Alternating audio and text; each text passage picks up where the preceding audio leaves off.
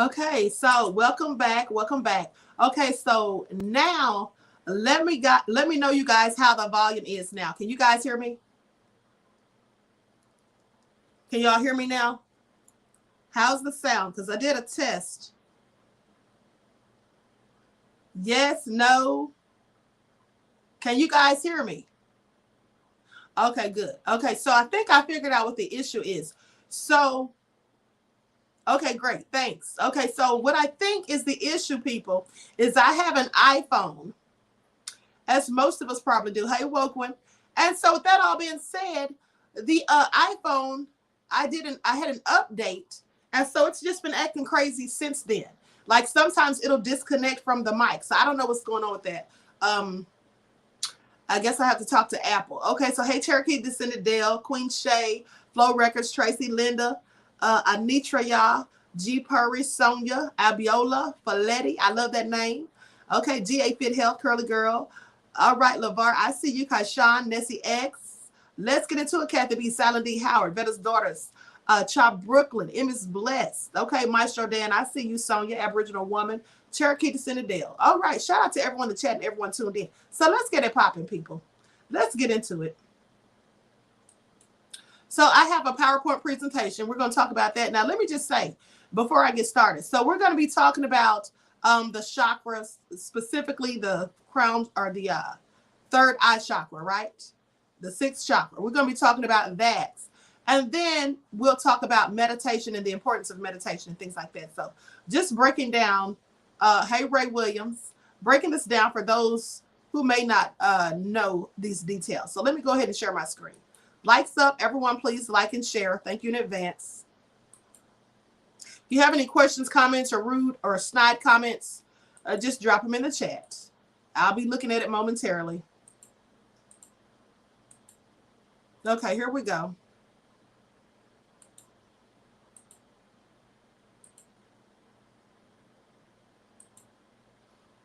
All right. The importance of meditation and your third eye connection. So the light of the body is the eye. If therefore thine eye be single, thy whole body shall be full of light. That's in Matthew chapter 6, 22 to the 23rd verse. And you all know that I told you that before. If thine eye be single, thy body is full of light. If your third eye, which is the single eye, if that eye is open, then your body is full of light. You have become enlightened.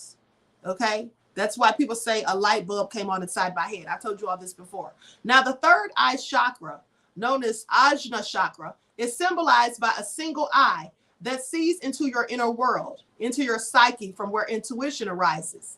It's a single eye, which represents unity and simplicity. And this is important because that's also why I told you all it's more important to concern yourself with what you feel and think about yourself rather than what other people think about you. Care for self and your inner self. That's always more things to be, more important for you to be concerned with those things, as in what outsiders say. Now, so it is a single eye which represents unity and simplicity. Now, the physical eyes see the outer, the mundane world. And as there are two of them, they represent duality and complexity. The physical eyes are ruled by Manipura chakra, which is located in the spine behind your navel. Now let's talk about that, because the two eyes, as I told you before, those eyes are represented in the allegory in the Bible where Jesus is on the cross about to be crucified, and there's two men beside him on either side, one on the left and one on the right, and they're supposed to be thieves. Now, if you remember that, right, they're supposed to be thieves. And then those thieves represent our eyes, our pair of eyes, because our eyes are thieves. They steal from us. Not the third eye, but the pair of eyes. They steal from you. You've heard people say, are my lying eyes deceiving me? Right? Sometimes we don't see what we thought we saw. And even if you know anything about crime and detective work, then you would know that even 75% or most of eyewitness testimony is inaccurate because people's eyes play tricks on them. So the third eye, the single eye, is the lamp of the body. That's the light which shows you not just reality and allows you to see past facades and smoke and mirrors, but it also allows you to see within your inner self. Now, the third eye chakra, or the Ajna chakra in Sanskrit, is the psychic energy center in the middle of the forehead, near the pineal gland, behind a point at the midpoint of the eyebrows. Okay, someone is saying static alert. I'm hearing a little static too in my earphones. Hold on.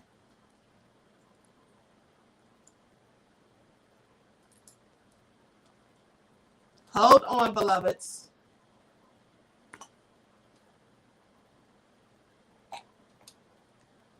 Are you all still hearing the static now? How is that? Is that any better? Let me know.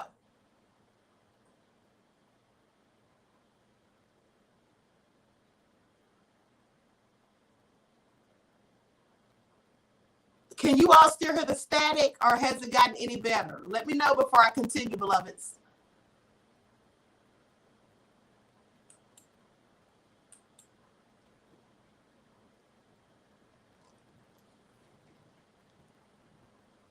Okay.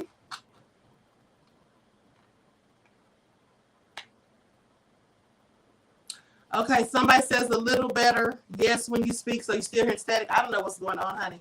This is a nightmare. Still hear it? Okay, I'm thinking that might be YouTube. I'm thinking that might be YouTube because actually, I've been hearing static on other people's, a couple of other people's lives too. So hopefully it'll get better. Let's just try to move on. If it doesn't get any better, I'll just have to redo it at some point. Okay, so now I'm not hearing the static now, so hopefully you all aren't either. Okay, so let me go back to where I pick up where I left off. Okay, so we were talking about the third eye chakra, the Ajna chakra. Okay, the third eye chakra, or Ajna chakra in Sanskrit, is the psychic energy center in the middle of the forehead near the pineal gland, behind a point at the midpoint of the eyebrows. Now, your inner guru, okay, Nessie says, I've heard on others as well. Yes, absolutely, beloved. So your inner guru raises your energy. Now, this is because the third eye is connected to your inner guru, the inner guiding force that is innate within your psyche and spirit. The inner guru sends energy to your in the form of intuition to the Ajna chakra to help you understand and gain meaning from the information coming into the mind from the outer world. Now, the inner guidance is essential if you are to remain calm and confident as you navigate through the challenges in life. So you have to listen to that voice, your inner self, because often you're getting messages, from the spiritual realm. And you only are able to receive these messages and, in fact, get these messages if you have opened your third eye. Your pineal gland has been activated. Now, the Sahasrara chakra, or the crown chakra. Now, often related to the concept of the sixth sense, the third eye chakra is the sixth of 7 chakras. It rules the brain and mind and is able to perceive the subtle dimensions of your being. Now, the third eye chakra is the highest chakra within the human body and is associated with the dimension of lights. There is only one chakra above the third eye, and that's the Sahasrara chakra, which sits above the crown of the head. And however, it is not a chakra in the true sense because it does not have an energy center. You see, all of our chakras have energy center, and this one does not. This is unique as the other 6 chakras all rule energies in different forms, whether mechanical, chemical, thermal, electrical, and nuclear.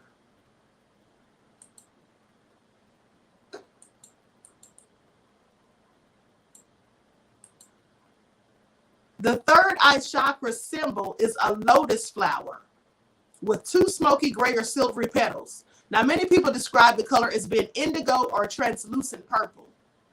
Within the chakra, the Om symbol, which is like a 3 with a tail and a dot above a crescent. Now, that sits above a smoky gray phallic shape called an lingam, representing the astral body and the psyche. right? Now, this chakra maintains and enables connection to your highest consciousness in Sahasrara. There is also a downward pointing triangle, an upside down triangle, representing Shakti, which is the highly refined energy that powers the brain and mind. So now let's talk about that, because Om, the Om symbol, well, we'll get to that in a second. I'll go back to that. I don't want to get ahead of myself. The third eye is the command center. Now, the third eye chakra or brow chakra is called Ajna in Sanskrit, meaning command. It means command because it being the highest seated in the location in the body, it functions as our command center, our tool for a higher perspective. This is how you rise into your higher self when that chakra is activated and the third eye is opened. Now, or when the pineal gland is activated. Now, where is the third eye located? Well, the sixth chakra is associated with the area around the pineal gland, which is the part of the brain that regulates biorhythms, including sleeping and waking consciousness. It's an important gland in the brain because of its relationship with perception, the effects of light, and altered or mystical states of consciousness. And remember, perception is reality. Okay, so this has a lot to do with perception. And we all perceive things differently because some of us, our third eyes are open and the pineal gland is activated, but some of us, we're not. We may be fully awakened, somewhat awakened, or not at all awakened. And so therefore we view things differently. People that view things in the same context, usually that are like-minded, they usually are on the same wavelength. So if my third eye is open, and then you're able to relate to the things that I'm talking about, which clearly could sound crazy or absurd to someone else, then that's likely because your third eye is also open. But the people who can't understand or fathom what we're talking about, and it sounds foreign to them or doesn't seem to make any sense, and they can't make it make sense, that's usually because their third eye is not open. And some people think they're woke when they're really not. And I like to call those people diet woke, because sometimes they know a little information, but they don't know enough information. And with that little bit of information, they sometimes think they know more than they do, and they're unwilling to take advice or receive information from someone else because they think they know everything already. It's very hard to teach someone or enlighten someone who already thinks they know everything. What happens when your third eye is asleep? Now, your third eye chakra can be open or closed. We can also describe it as asleep, activated, or awake. When the third eye is asleep, you are blind to the inner world, trapped in the physical world. Therefore, the physical senses disconnected from yourself and unable to access your psyche, which contains your purpose, meaning, and destiny. So when you hear people say that they don't know what they want out of life, they don't know what they want to do, they're indecisive, they don't know what their purpose is, they don't know the meaning of life and things like that, that's because the third eye has not been activated. And so therefore they can't see, they're disconnected. And so they're unable to access the psyche and find out all the things that they're here for. Okay, they don't understand their purpose, their meaning. They don't even know if they have a destiny. They don't even understand and realize they can create their own destiny from within, the power that's within. Now, disconnection makes you prone to being lost in thinking, hopes and fears, worries and anxieties. You see the world, but the images and information can only reach your lower thinking mind, the manas, not your higher knowing intuitive mind, the buddhi. In other words, that means you're kind of low vibrational, people. If you're thinking on low levels and you can't raise your vibration, you can't think on a higher level to rise into your higher self, well, unfortunately, that means you're low vibrational and you're operating at a low frequency, at a low level of consciousness. So you need to try to raise your level of consciousness. You raise that by raising your vibration and your frequency. Now, eyes wide shut or third eye blind. When you try to understand the world using your physical eyes and your thinking mind, however, you will not be able to perceive how this information is being processed if your third eye is closed. You won't understand. You'll be confused. And then most of all, you won't understand, not understand, but you won't understand because you won't be able to see these things or find these answers within yourself. If your third eye is dysfunctional, the information from the senses and the thoughts cannot reach your deeper mind and deeper self. You will have a suffice life only. you will require healing through meditation practices. Deeper insight. Now, our third eye shows us deeper insight into our lives and the world that we exist in, giving us a more rounded, richer, and purposeful view of ourselves and our relationship with Source. Now, with a fully activated and cleared third eye chakra, we can effectively maintain the appropriate objectivity in relation to all that which is outside of ourselves. Cosmic harmony. Now, this is crucial for life, a life lived in cosmic harmony, for it helps us to have a deep understanding of our place in the universe. It is therefore also our access point for seeing beyond the surface and into the truer reality beyond space and time. We exist in more than just this physical plane. We are flesh, but we are just as much spirit, and having a healthy open third eye is key to accessing other dimensions of ourselves and so much more. You see, some people are only like, two-dimensional. They can't think outside the box. They have no connection to the spiritual realm. They're not receiving downloads. They're not getting messages and signs from the Most High. They don't even recognize messages and things when the ancestors send them. They just go through life, in a mundane existence. And they have absolutely no connection to the universe and a severed connection to the Most High. Because in order for you to have a strong connection to the Most High, you must be in tune with nature, the universe, and within your inner self. And if you are not, then your connection to the Most High is clearly not a strong one. You may be a person who doesn't pray every day. You only pray when things go bad, when you need something, right? If you have a healthy relationship with the Most High, you likely have conversations with the Most High every day on a regular. Terry Hinton says, closed-minded folks. Absolutely. Now, communing with spirit. Through our third eye, we can perceive and relate to the other half of our existence in the eternal unseen realm of Source. Now, the place all life flows from and where all life returns, right? And so the third eye chakra is the main conduit by which we commune with and receive from spirit. Situated between the eyebrows, it operates in conjunction with the pineal gland. It is our most powerful innate tool for navigating our existence beyond the physical realm. Antenna for divine communication. Now, it enables us to see into and interact with the astral plane, serving as a kind of antenna, allowing us to receive divine communication such as dreams, visions, impressions, and second sight. Now, me personally, I have prophetic dreams. I sometimes see visions, or have premonitions, but I usually get most of my intuitive thoughts or psychic premonitions and things from dreams that I have. Now, a healthy and open third eye chakra aids us in more wisely navigating decisions in our lives, helps us maintain objective or cosmic perspective, and to receive messages from Source that guide our spiritual evolution. And I want you to know that these things are cut off. You're not receiving your divine spiritual intuition and all of that when you're only caught up in religion. You have to be religious. If you are religious, you should be religious as well as spiritual. And again, those are not the same thing. You are taught a religion. You inherit a religion. It's literally passed down to us from our parents and grandparents and people like that. But spirituality is something you're born with. You're born of the spirit and from the spirit. And so you're automatically a spiritual being living a human existence. And so if you don't take time out for spiritual healing and to get to know your inner self and to deal with spirituality, and you only go by religion, which is man-made and man-taught, then you will not reach into your higher self. The importance of meditation. Now, the aim of meditation is to use both your outer and your inner eyes to see into the outer and inner worlds at the same time.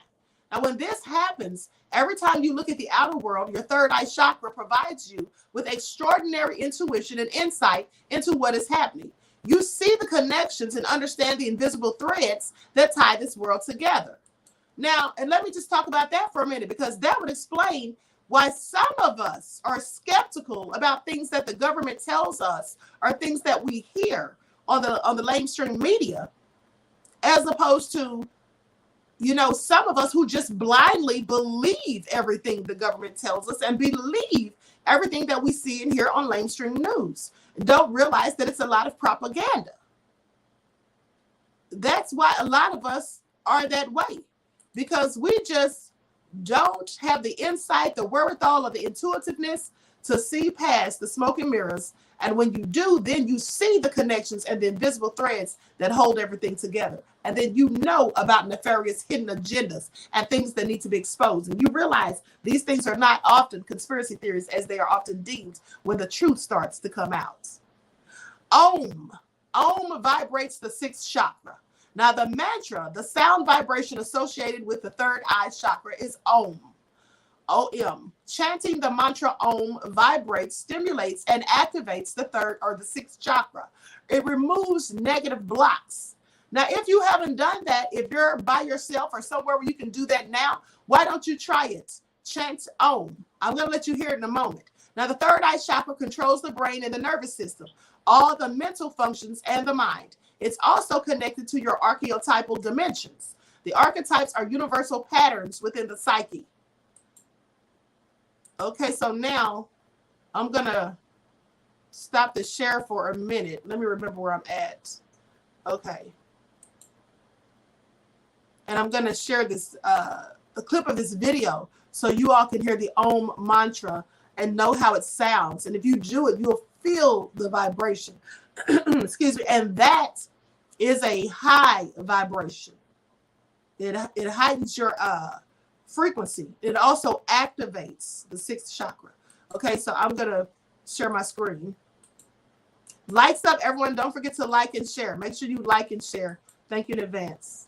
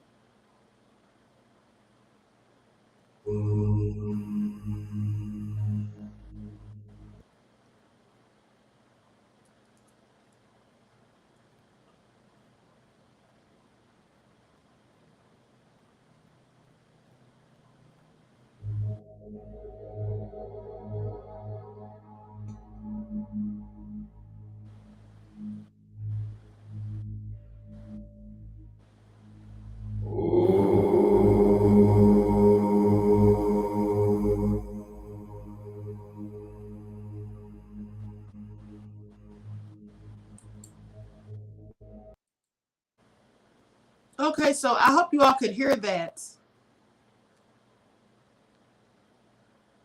Nicole says, by now, all Black folks should know mainstream media is propaganda.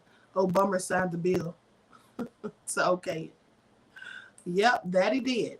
Okay, so now let me go back to the PowerPoint. Lights up, everyone. Don't forget to like and share. Dan said he heard it. Okay. Yeah, so like I said, when you do that, when you're practicing the Om mantra, you will feel the vibration.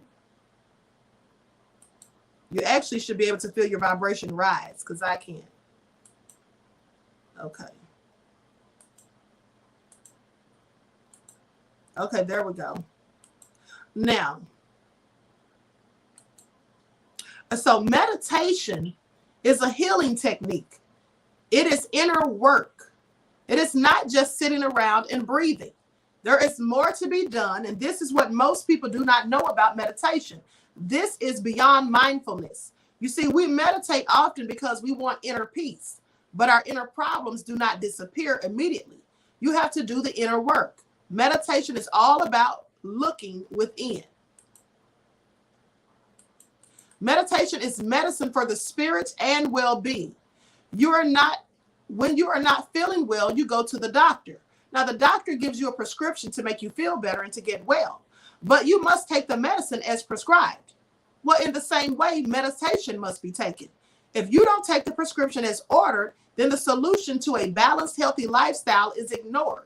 You may still feel bad and suffer from certain symptoms like depression, anxiety, anger, loneliness, etc. So in other words, meditation is very beneficial for mental health and spiritual health, as I told you before. And so when you're feeling down and out, depressed, sad, or whatever, any of the feelings, emotions that I just spoke on, If you meditate, you will find yourself, when meditating properly and focusing and relaxing the mind and getting rid of the clutter from your thoughts, you will find that you start to feel better and your energy level is raised. You give yourself an energy boost. Now, when people sit down to meditate, they have the optimistic feeling of hope and peace, but they expect meditation to happen immediately. This is the first obstacle to meditation. When you go to the gym, it may be difficult at first, and you may only visit the gym once in a while. You may not achieve your goal if you do that. And at beginning stages of meditation, it's similar. You must commit to the practice. So here's the thing. If you go to the gym every day for 6 months, you will start to notice a drastic improvement in your body tone, your muscle mass, the loss of fat. You know, you're gaining muscle and all of that, and you may be a little heavier in places that you wanted to gain muscle or whatever.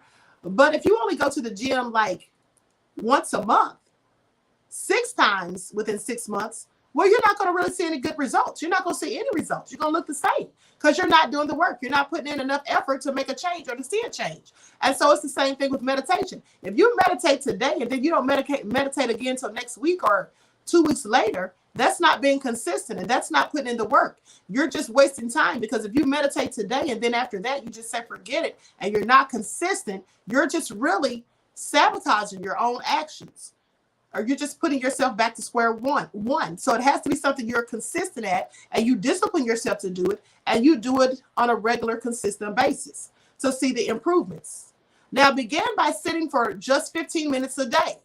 Then increase your sit to half an hour, and then an hour a day if you have time.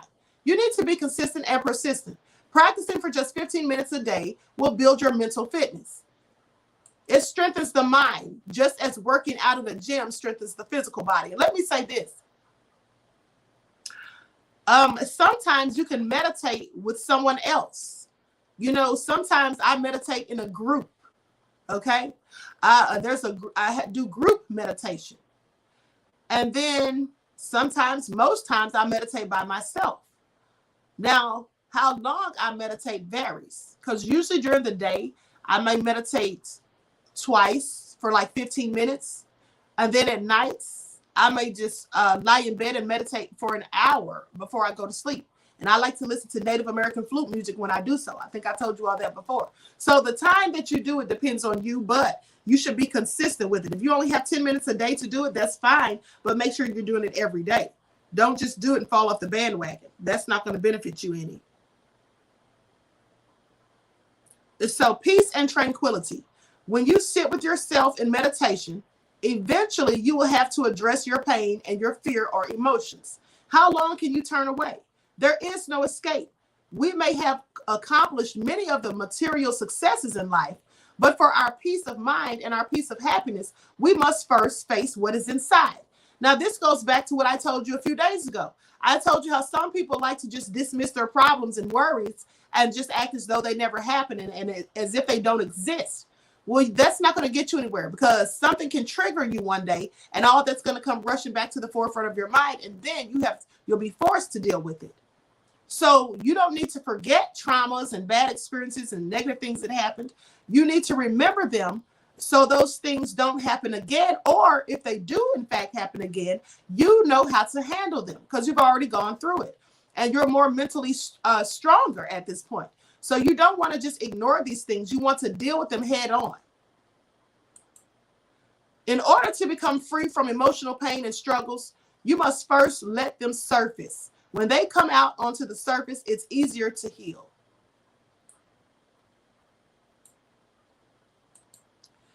Experiencing negative thoughts during meditation can be daunting and may turn us away from our practice. Whenever there are negative thoughts, stories, or images that come up, they must be acknowledged and then observed too. Now, we should pay attention to our negative thoughts and to let them know that our mind is not their home. Observe the thoughts, but be mindful of not holding on to them. Now, when the thieves that steal your happiness enter your mind, see them, watch them, but do not feed or nourish them. Slowly, as you focus your energy on positivity, they will begin to fade away.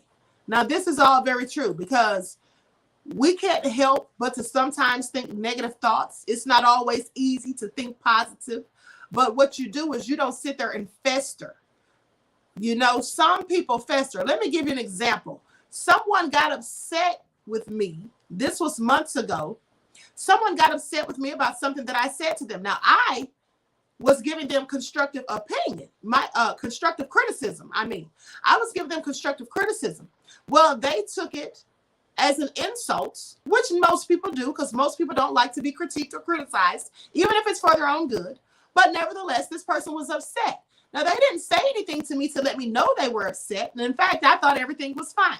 And then 3 weeks later, they spoke to me about it. They called me and they let me know that they were upset and angry.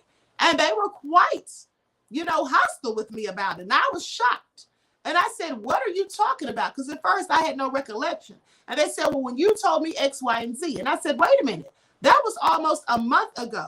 So you mean to tell me? I said, why didn't you say anything then when I first had this conversation? Well, I didn't want to talk about it then. And I said, so you mean to tell me you've been sitting here holding this in and allowing it to fester for 3 weeks, almost a month, and now you want to discuss it? You see, that's never good to do. Because first of all, that has to be stressful. And then to harbor anger and resentment, which is what she had, you're holding that inside. Well, honey, that's nothing but a whole bunch of negative energy. Okay, that is, and you're walking around being resentful and mad, and especially when there's no reason to be. Now, if she had spoken to me about this when I first had to talk with her, we could have aired it out. She wouldn't have had to go through all of these torturous thoughts and emotions for almost a month, but yet she did. And that's also dangerous because if you all know by experience, and I'm sure many of you do, the longer you hold on to a grudge, the more you sit back and let it fester and you think about it over and over and over again, the more angry you get with the person who caused you to feel that way. And that's how people lose it sometimes and just snap. When all that could have been resolved if you'd only voice your concerns or your thoughts in the beginning, rather than just holding it inside. That's why you have to let things out. That's why I tell you it's very important that if you feel you're having some type of traumatic experiences in life, you're going through bouts of depression or whatever, you feel like you don't have anyone to talk to, you should get counseling. Because if you hold these things inside, they'll make you literally lose your mind. You can just go crazy, So now we can develop mindfulness in 4 ways: prevention, elimination, cultivation, and maintenance. Prevention is mindfulness, and it's also the light of awareness. Now, once a negative thought or experience is seen with awareness, then there is no point for it to be there any longer. It will go away. This is how mindfulness itself, the light of awareness, can prevent further suffering. So, in other words, when you acknowledge the problem, you understand the problem, and you've already faced it, now you don't have to hold on to it. Just let it go. Free yourself. Don't hold on to it. Feelings of hopelessness, shame, resentment, regret, let those things go. Because once you've already done the deed, there's no need to hold on to the negative emotions and thoughts and feelings, because it's not going to change what's already been done. What you can do is change your mind, change your thinking, and change what you're going to do in the future. Now, if you have had an experience of suffering and have learned from that experience, you can generally prevent it from happening again. However, if you are still carrying the mental image of that circumstance, then you may still be experiencing the suffering. That's right. Because if you sit there and just hold on to it, honey, you're going to still be mad and sad and all of that. And you're going to still have these same feelings. And that's just not going to benefit you any. Now, there's a doctor named Dr. Saranapola. He did an experiment with one of his patients. He told the patient to hold out their hand. He placed the pen in her upward facing palm. Then she waited, and the pen became heavier. Her shoulder felt tension. And although it was just a tiny pen, over a short time, she could feel the weight of it. Now, she put the pen down, noticing the feeling of the release and the residual tension leaving her shoulder. What would happen if you held the pen for the whole day in your whole life? Think about it. We're not talking about pens. We're talking about problems and issues. What would happen if you just held on to something that you hated or something bad that had happened to you. You just held on to it every day, day in and day out, just anger and resentment. What do you think would have happened? Now, there would be more pain and more suffering. This is what the doctor told her. By knowing what you are holding on to, you can become more aware of the cause of the pain. You can get to the root of the problem.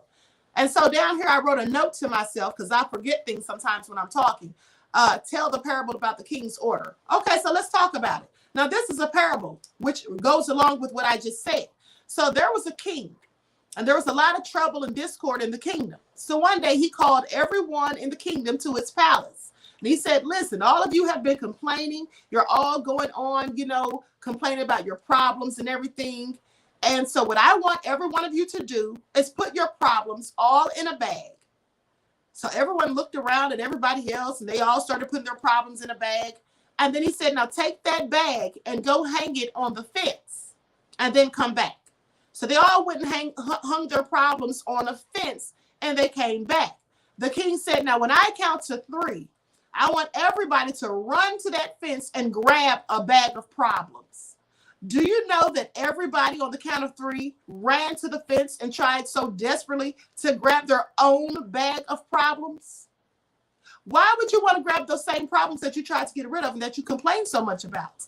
Well, I'm glad you asked, because your problems, you know what they are. You can likely find the cause of them if you don't already know, and you can then fix them. If you can find the root of a problem, then you can fix the problem.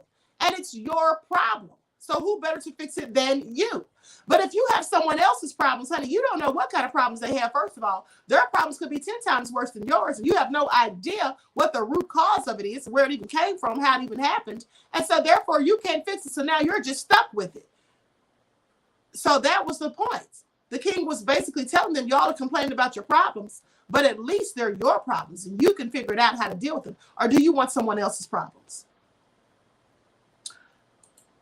So cultivation.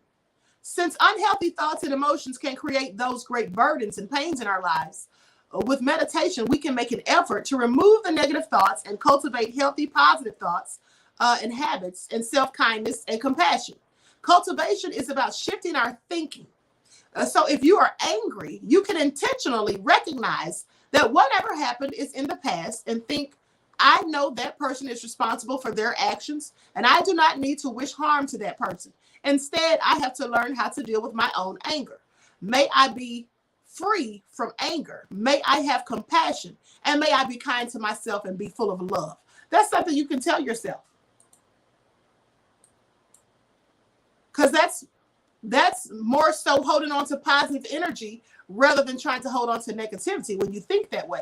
When someone makes me mad, somebody that I care about, if I don't care about you and you're irrelevant in my life, I don't really care. But, often we are so mean and say such harsh words to the very people that we love and care about because they make us angry, annoyed, or whatever, or frustrated. So rather than just going off on them, I just, say something nice and then I'll end it with peace and blessings.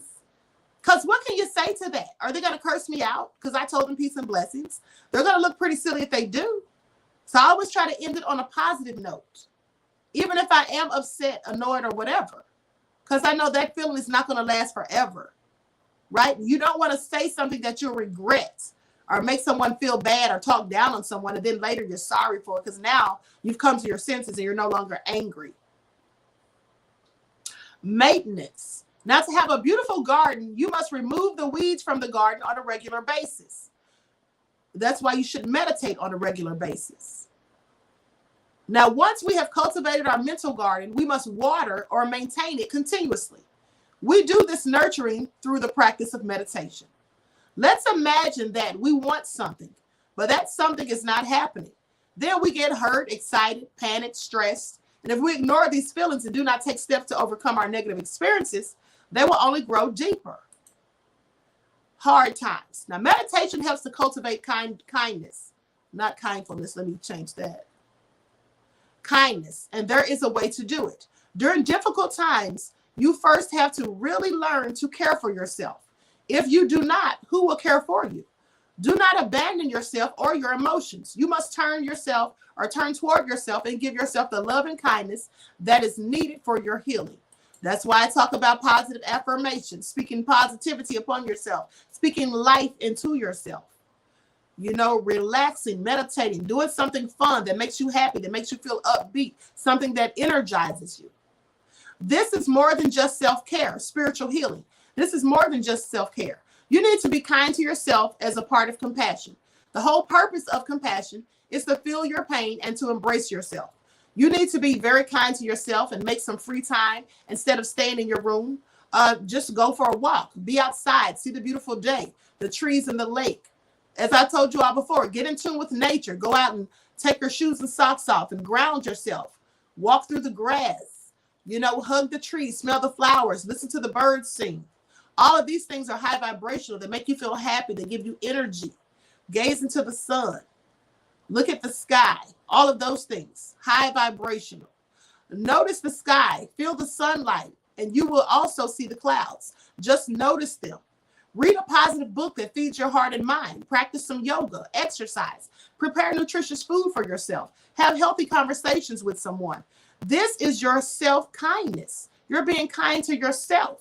This is what can make you happy. And when you're happy, you're in a better frame of mind, a better spirit. I told you before, happy people don't go around gossiping and trying to ruin people's lives and days and saying mean, hateful things, being spiteful, and hostile. Happy people don't do that because they're happy. That's what bitter, mad, angry, butthurt people do. People who are depressed, lonely, just not happy with themselves, full of despair and angst. Continue to do this act of mindfulness or kindness as part of the healing. Compassion. Then you will feel better. You feel okay. Then it feels good to also share this kindness with others. You can speak good words, do random acts of kindness, give hope, offer moral and emotional support, see how you can help the person or show your kindness through generosity. Perhaps give your time to say something positive. Take the time to foster relationships with support and be present for another when they require your support. You can listen to someone's problems. Deep listening with a kind and compassionate heart can be profoundly healing to someone. And let me tell you something, that's absolutely true. That can help someone. You can give someone some advice, just a word of kindness. Like I say, each one teach one. That's how we grow and thrive. If you learn something new, then share that with someone else. Uplift them. Give them words of encouragement to inspire them. Don't talk down to people. If someone tells you they're trying to start a new job or they have a new, path they want to go into, don't talk down on them. Some people are so busy, shattering people's dreams. And some people will allow other people to talk them right out of their dreams. Oh, you can't do that, right? That's not going to work. You're going to fail. I don't know why you're going to try it. When people are talking like that, don't listen to them. I mean, sometimes you may need to because they might be telling you right, but there's something called tact. And usually when someone's telling you something for your own best interest, when they really care about you and they just want to see you do well, they'll tell you in a tactful way so that it won't hurt your feelings. And they'll explain it to you in a kind way. It's about tact. You see, when someone just says something, just blatantly says it, and they don't try to give you any warning of how they're going to say it or what they're about to tell you isn't the greatest news, or they're not trying to tell you so that you feel, good about it in the end. Christopher says, I bow to your wisdom, my queen. Thank you, beloved. Thank you. When they're not trying to do any of those things, well, likely they're just a hater, just a Debbie Downer, just someone who wants to see you fail. Some people purposely tell you bad things because they want to speak those things into existence. Because just like we know the power of words, and we know that words cast spells and all of that, and we can literally speak things into reality, there are some wicked people who know the same thing. And my grandmother used to always say, don't tell people your plans until you've already done them. Because some people will steal your plans, your ideas, or some people will pray against them. That's what some people will do because they don't want you to have, they don't want to see you doing good. So they'll wish bad on you. And that's why you have to choose your friends wisely and the people that you're allowed to be in your lives. And some people, you may be associates with them. You may not really consider them a friend. You may know that they hate on you to a certain degree. And sometimes they have good points about them as well as bad. But when you know that someone cannot help but to hate, You feed them from a long-handled spoon. You see, people like that, I deal with them. I can deal with them. Because what I don't do ever is tell them my personal business. I don't tell them my plans. I don't tell them who I'm dating. I don't tell them when I'm coming into some money. I don't tell them when I'm low on money. I don't tell them anything. You know what I talk to them about? I'm glad you asked. The weather. How's the weather today? I talk to them about general things. You going shopping this weekend? What are you going to do for the holidays? I don't really celebrate holidays, but do you still celebrate holidays? Or what are you going to do? Are you going out of town for the 4th of July? I talk to them about general things like that. I don't talk to them about me specifically. I don't tell them things that I'm trying to work on, things that I'm trying to manifest. I don't tell them that because they'll be trying to manifest for me not to get it. Or they'll take that idea and go run and try to do it before I do.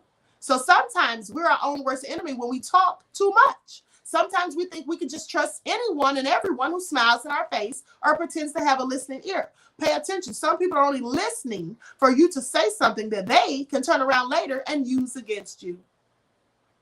That's what some people do. So always be careful of who you're talking to and what you're talking to them about, because you don't want to say something that someone can turn around and use against you. You also don't want to give someone the opportunity to wish bad on you or to pray against what you're trying to create. Okay? Abracadabra. I create what I speak. That's what we all do. So remember that. Devils do it too. So don't tell devils about you trying to rise into your godlike self, with you or about you trying to be more in tune with your inner self, right?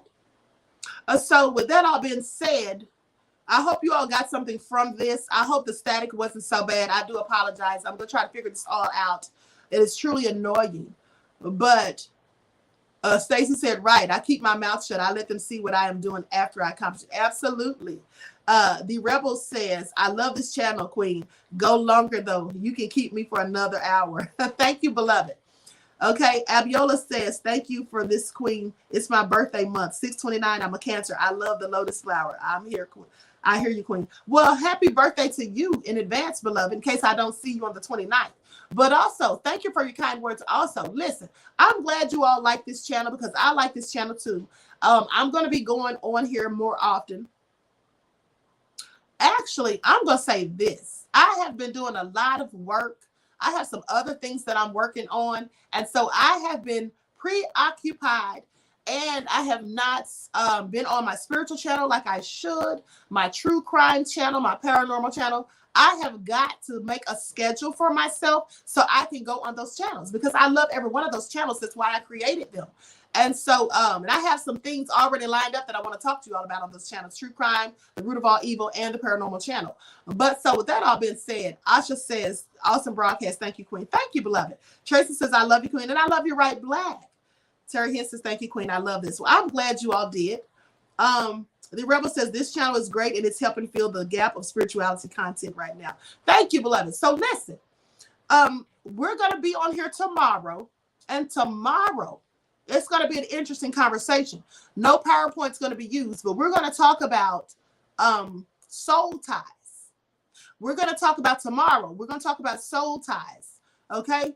And also, Queen, I replay and let my garden listen to you. Okay, great. Great, beloved. I talk to my plants too. I absolutely do.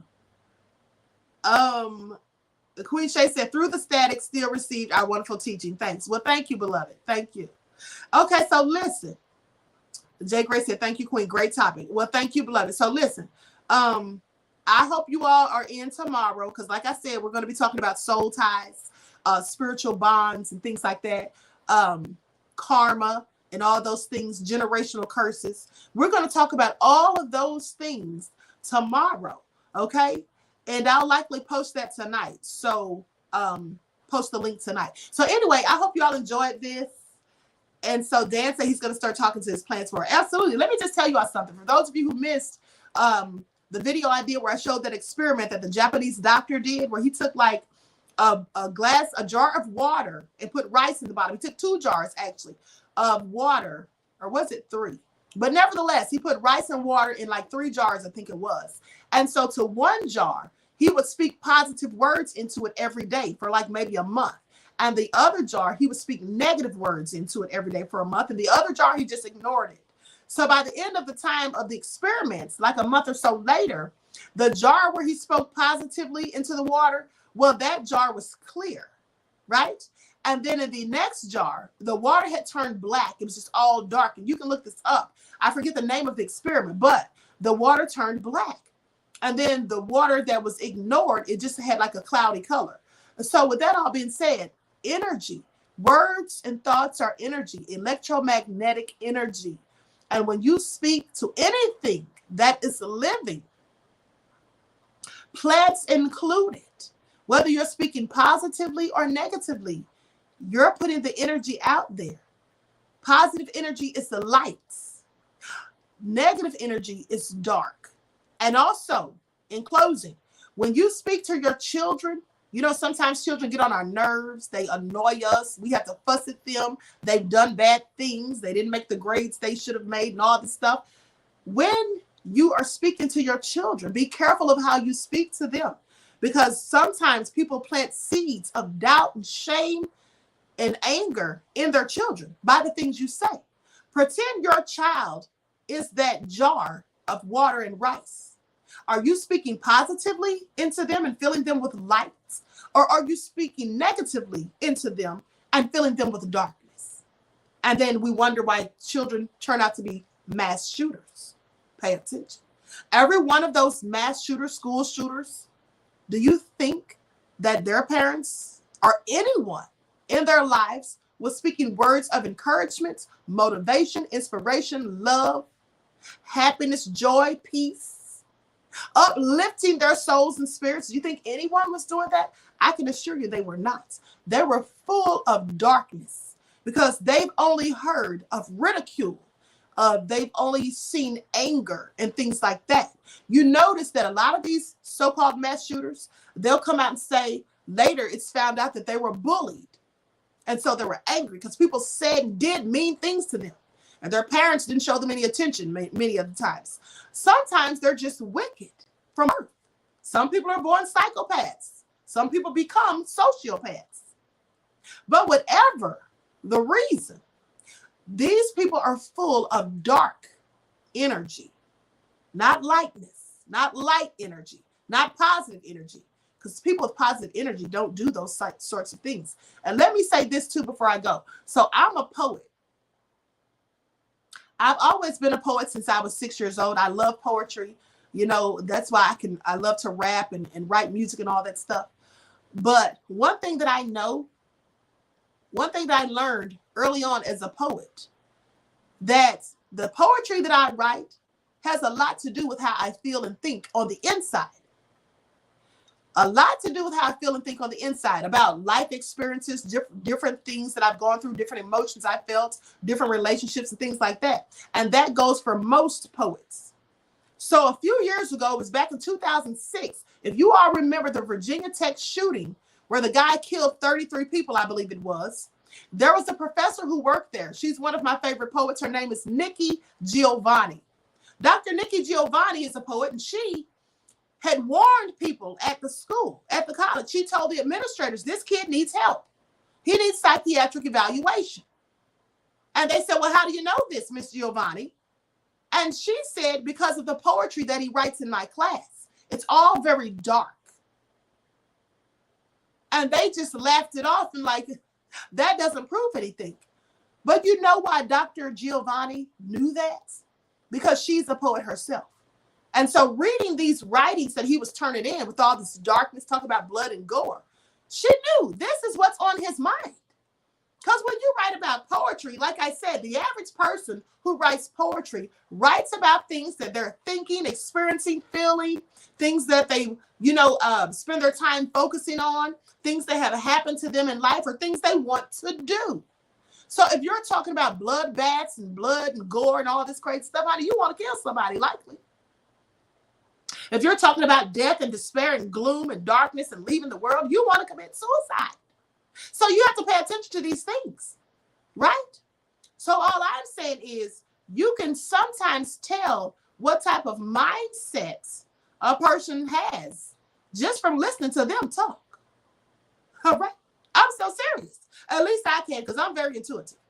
Now, when I hear somebody that's always cursing, mad, angry, hostile, I know they're ticked off. They've got some deep-rooted resentment or anger towards somebody or some people. You see. So just keep that in mind. I'm just saying you can just listen to what people are saying. And I don't mean just hear what they're saying, but actually listen.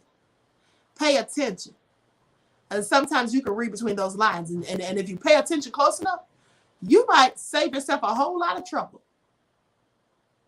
Like some people go out here and get in these relationships, and we'll talk more about this tomorrow with the soul ties. Some people go out here and get in these relationships, and they just see the person as how they want to see them. But there's all these red flags. They ignore all of those. Oh, they didn't mean that. They were just joking. You thought they were joking when they said, say that again and I'm going to hit you upside your head. You thought that was a joke? Yeah, you thought it was a joke until one day you say something, and then guess what? They hit you upside your head.